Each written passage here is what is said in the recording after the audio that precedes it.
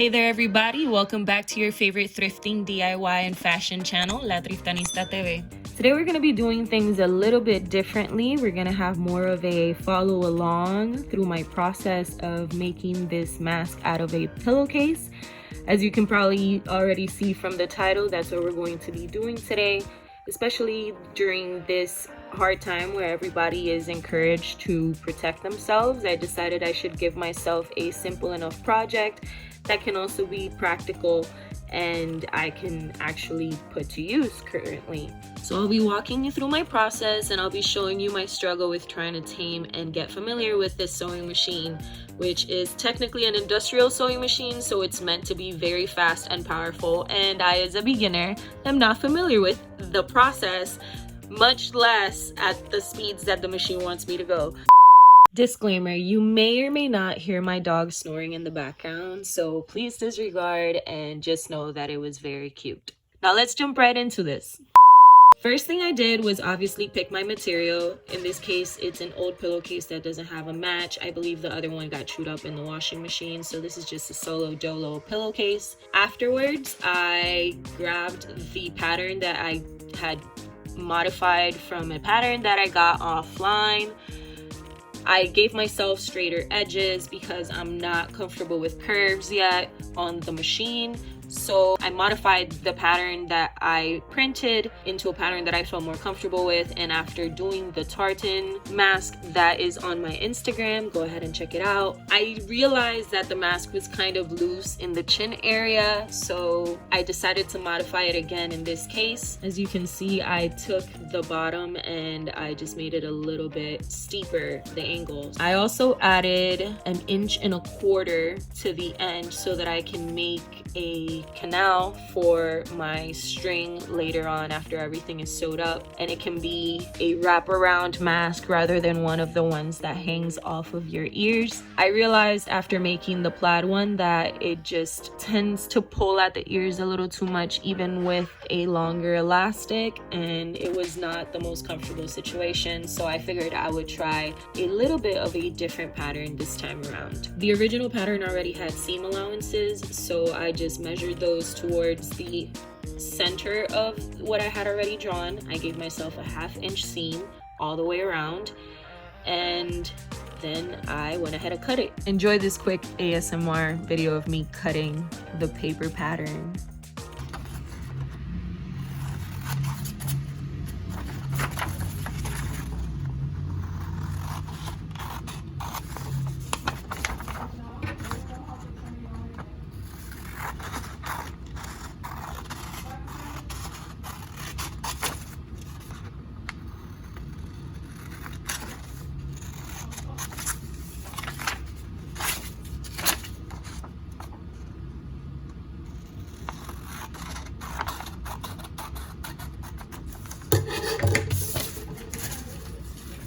And this is what we're left with. This is the final pattern. As you can see, that 1.25 inches will be folded in on itself twice to create the canal.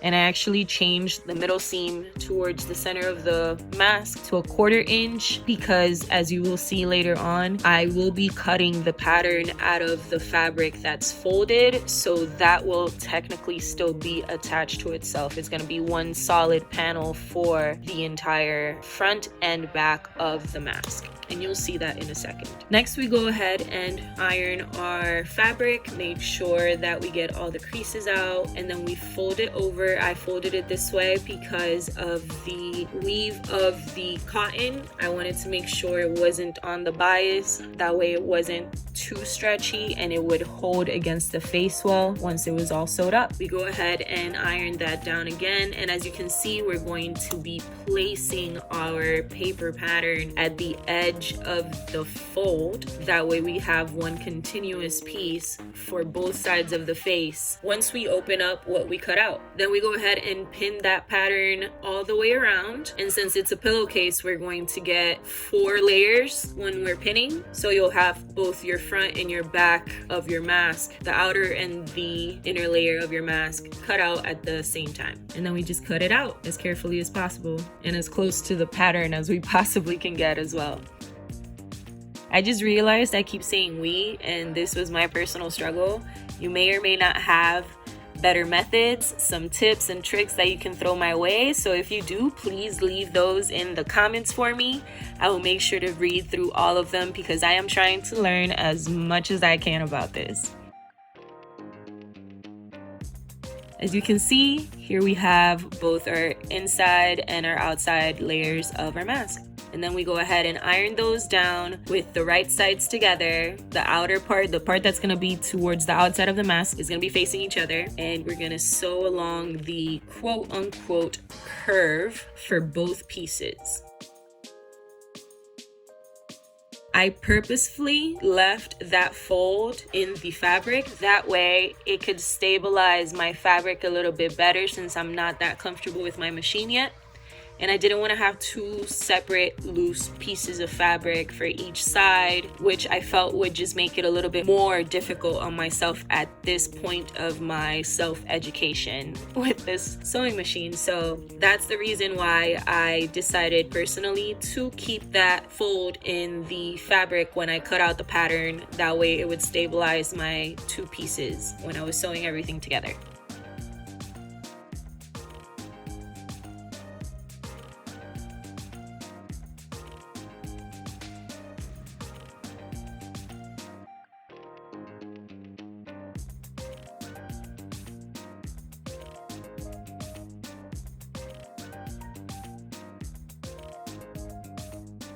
Here we're going to take those seams and we're going to iron them flat. That way we can go ahead and pin both pieces together and sew them into the mask.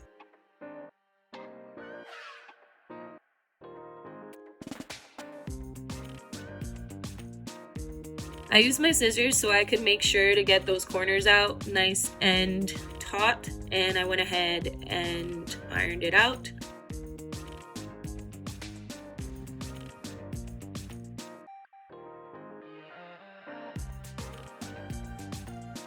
And then I took both pieces and I made them face each other. The correct sides of the fabric are facing each other, and I matched the seams together and pinned it down all the way around the mask.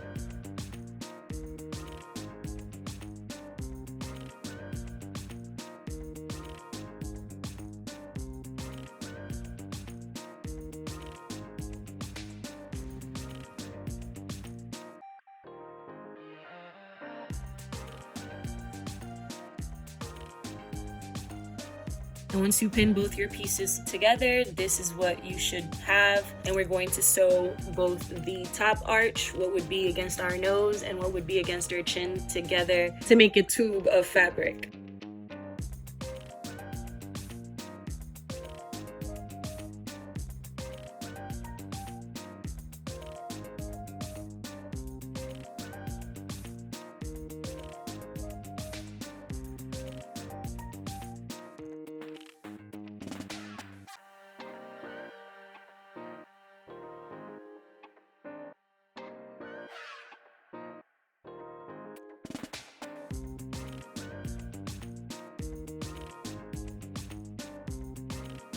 I'm sure you can see that even though this footage has been sped up quite a bit, but twice as fast as what I was actually working at, I do struggle with keeping the machine at a decent speed for me that I'm comfortable working with. So you can see how I kind of like stop and go. That's me trying to get the pressure of the foot pedal to a place where I can actually control the machine. And as of yet, I can't find the sweet spot. So that's why you see me going stop and go when I'm sewing here.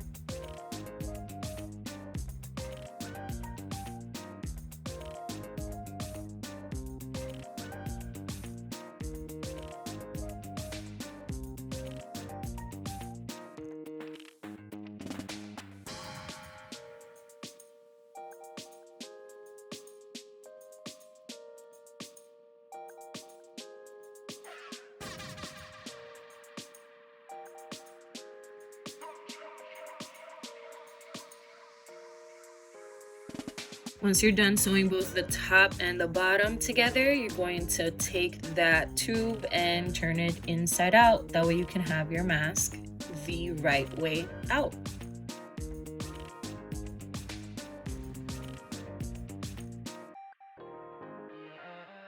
And back to the ironing board we go. I press down those seams and make sure that everything is nice and even, so I can press everything down with the iron and get those crispy edges for when we go back to top stitch.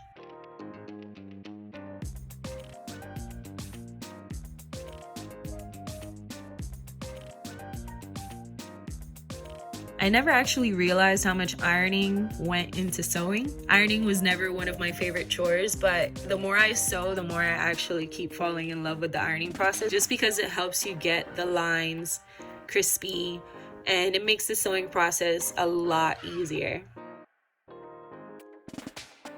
I figured out which side I wanted to be my outside for the most part.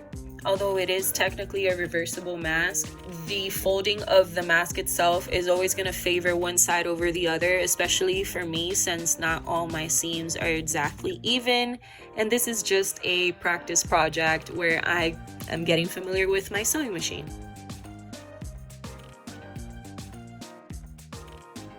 So I made sure I picked the side that I felt best fit my face, and I ironed it down flat.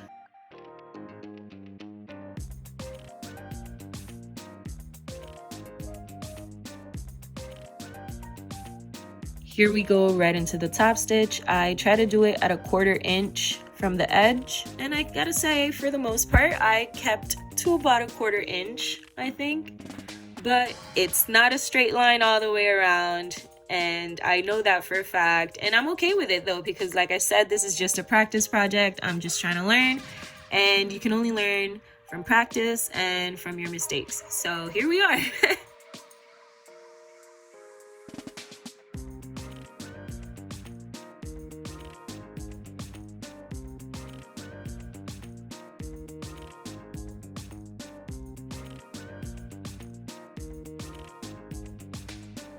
This is what it looks like. We have our top stitch on both the top and the bottom, and now we're going to go right into making the channels. First, we're gonna fold over the 1/4 inch that we measured out, and then we're going to fold that 1.5 inches right after and pin it down so that we can sew the channel closed.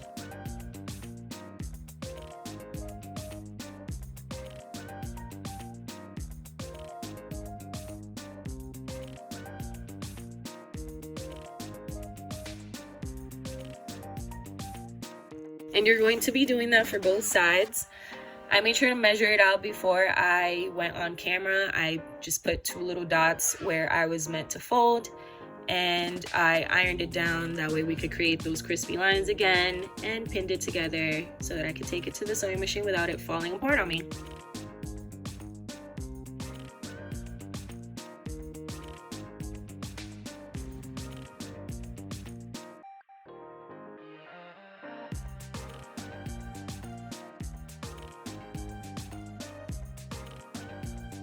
Here we are. We're going to be top stitching as close to the edge as I possibly could. Again, it was not the most straightest of lines, but it's straighter than it was the last time I tried to make a mask. So I'm proud of myself.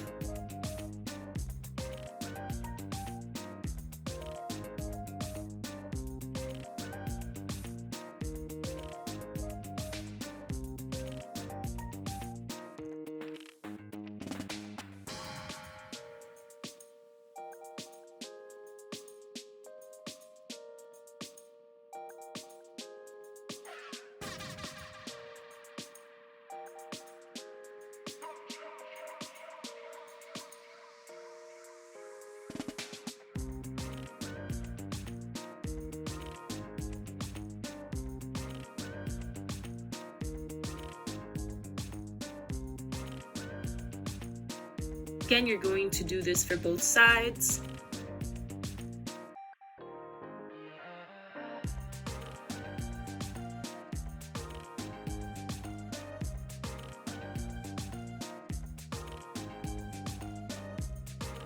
And here we have our little channels for our string so that we can wrap it around our head. And basically your mask is done at this point. All you have to do is feed your ribbon. In this case, I used an old shoelace, whatever type of string that you'd like. You can use the elastic also. Feed it through. For the shoelace method, I made sure to feed from the top of the ear to the bottom of the ear. That way the knot could be at the nape of my neck in the back.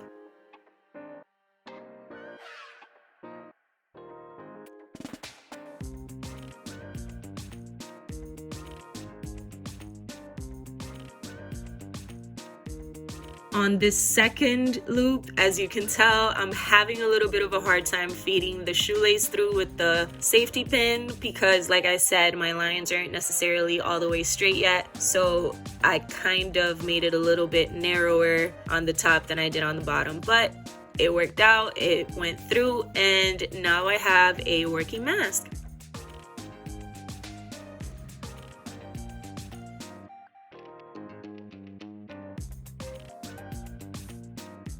This is the final product.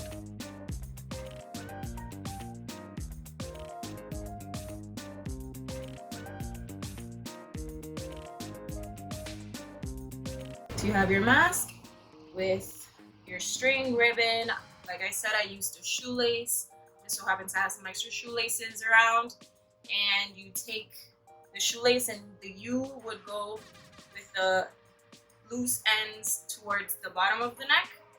So you can just slide this on.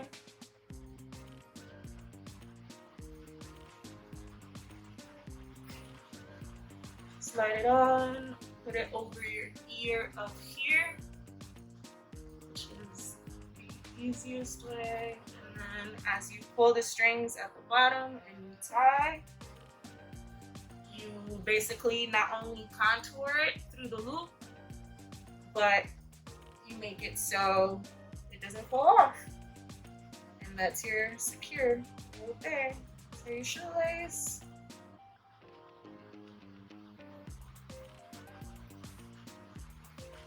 And that is the mask right there. As you can see, it's nice and taut.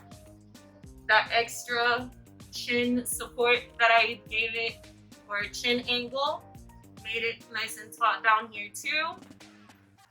I'm not gonna lie, getting used to breathing with a mask on is difficult. I'm probably very muffled right now, but I want to make sure I give you guys the ultimate test. So here we are.